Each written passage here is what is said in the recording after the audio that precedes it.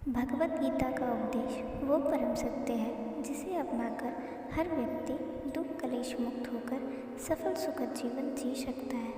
इस लेख में गीता की 15 ऐसी बातें बताई गई हैं जिसके ज्ञान की जरूरत हर व्यक्ति को पड़ती है। मनुष्य का संघर्ष जितना बाहरी होता है उतना ही आंतरिक भी चलता रहता है। सोच और कर्म का संतुलन ही सफल जीवन का मंत्र है। सही गलत और उचित निर्णय की दुविधा में फंसे व्यक्ति को गीता के इन उपदेश से मानसिक संबल और धैर्य मिलता है। नंबर 1, विश्वास की ताकत। तुम अपने विश्वासों की उपज हो।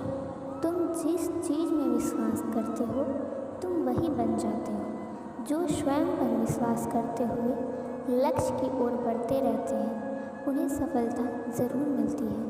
अगर व्यक्ति अपने लक्ष्य के लिए कर्म में पूरे मन से लग जाता है और उसे कर्म करने की खुशी मिलती है तो वह सफलता उससे दूर नहीं रह सकती। नंबर 2, मृत्यु से भय व्यर्थ है। हर व्यक्ति के मन में मृत्यु का भय होता है। इस संसार का जब से निर्माण हुआ है तब से जन्म मृत्यु का चक्र चलता आ रहा है। यह प्रकृति का नियम है। इस सत्य को स्वीकार करके भयमुक्त होकर आज मन से जीना चाहिए।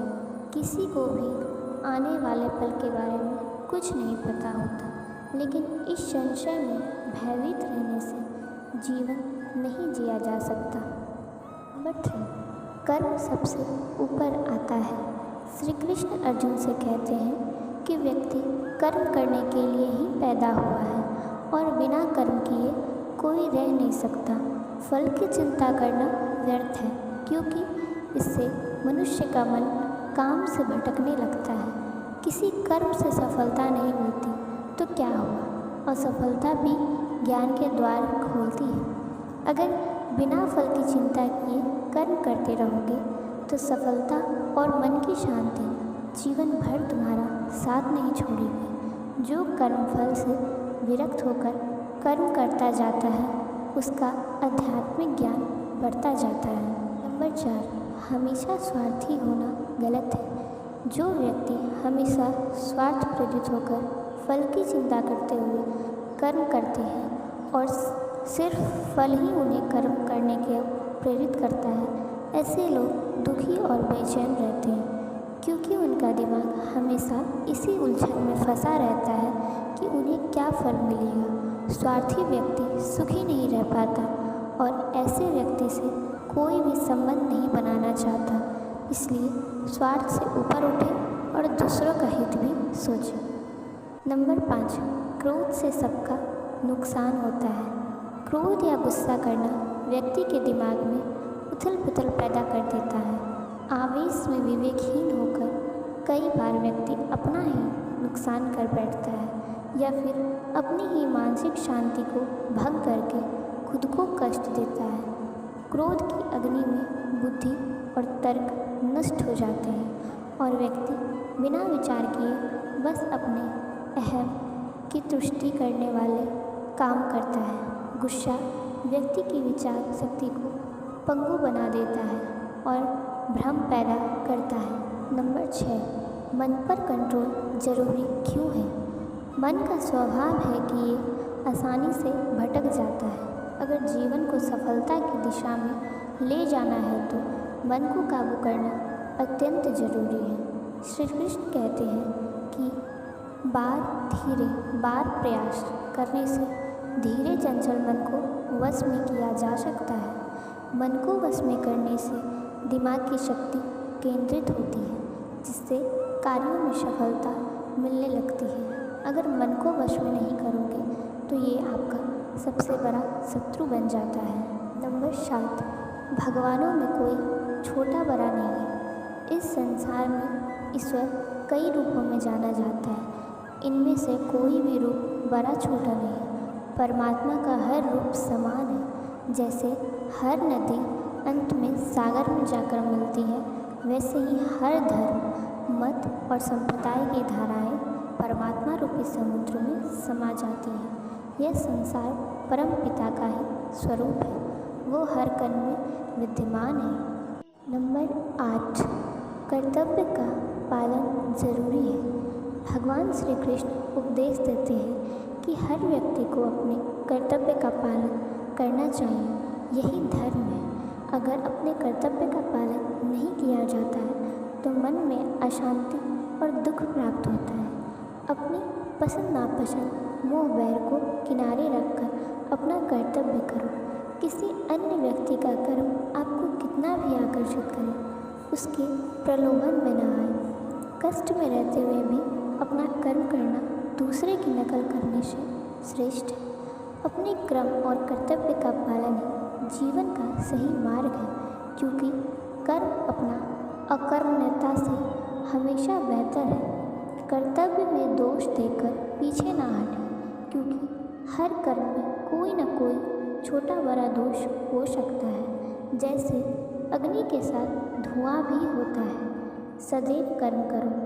कर्म करने से पहले विचार करो, लेकिन बहुत ज़्यादा विश्लेषण मत करो। अधिक विश्लेषण संशय और अकर्मण्यता पैदा करता है।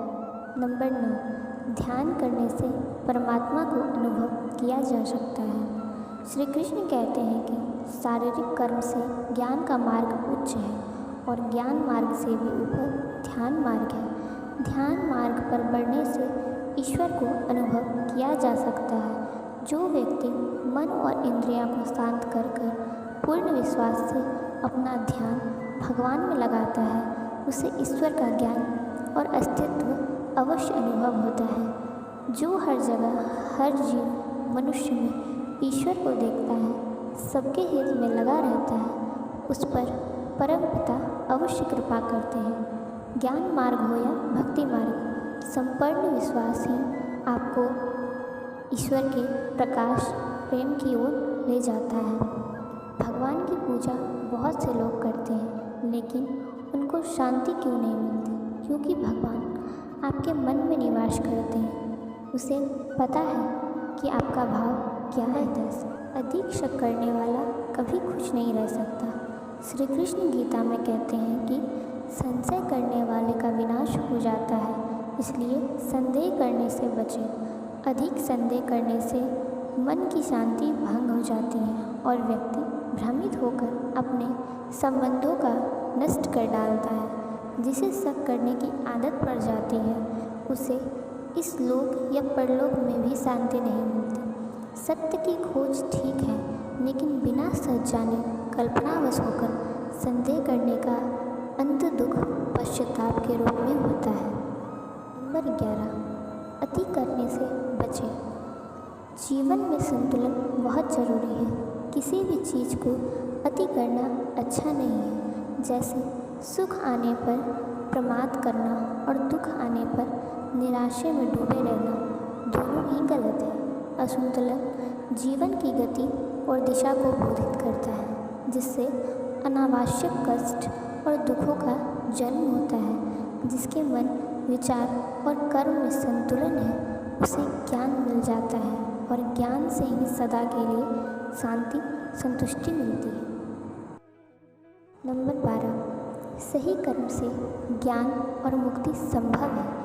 गीता के उपदेशों में कर्मयोग का सिद्धांत कहता है कि संसार से विरक्त होकर ही मुक्ति का उपाय नहीं है। संसार में रहकर एक गृहस्थ अपने कर्मों का पालन करते हुए कर्म फल से विरक्त होकर मुक्ति प्राप्त कर पाता है। सही विचार और उचित कर्म भी आसक्ति को खत्म करने में सक्षम है। अच्छे कर्म कभी व्यर्थ नहीं जाते, चाहे ये दुनिया हो या परलोक। नंबर 13, ज्ञान और कर्म एक है। एक अज्ञानी कर्म और ज्ञान को अलग अलग समझता है, लेकिन एक ज्ञानी जानता है दोनों एक ही है। लोग ज्ञान की बातें तो करते हैं, लेकिन उसका पालन नहीं करते।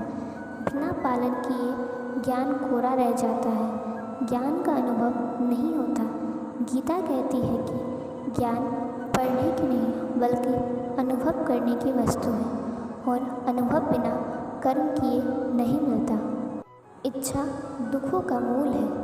इस संसार में जितनी भी चीज़ें सांसारिक सुख की श्रेणी में आती हैं उनकी एक शुरुआत और अंत ज़रूर होता है। इस सांसारिक सुखों का अंत दुख, कष्ट और दुर्गति के रूप में होता है। इच्छाओं का अंत नहीं है, एक पूरी होती है और दूसरी नई इच्छा आ जाती है। हर इच्छा से प्रेरित होकर कर्म करना गलत है, क्योंकि ऐसे तो अनुचित कार्य भी होंगे। इच्छाओं से विचलित ना हो, उन्हें एक विरक्त दर्शक बनकर देखें और वे चली जाएंगी। नंबर 15, भगवान ही सबसे बड़ा सहारा है। गीता में यह कहा गया है, परमपिता ही एकमात्र हमारे आधार हैं और अपने हैं। इस संसार में कोई भी अकेला नहीं है। ईश्वर में विश्वास रखते हुए जो मनुष्य कर्म पथ पर बढ़ता जाता है वो सदा शांति, सुख और मुक्ति पाता है। भूत और भविष्य की चिंता करना व्यर्थ है, वर्तमान ही सत्य है। जो भी पूर्ण समर्पण से ईश्वर के चरण में आता है, परमात्मा उसका कल्याण अवश्य करती है। अगर आपको मेरी ये वीडियो पसंद आई हो तो please like and subscribe my channel and please comment में जय श्री राधे राधे ज़रूर लिखिएगा।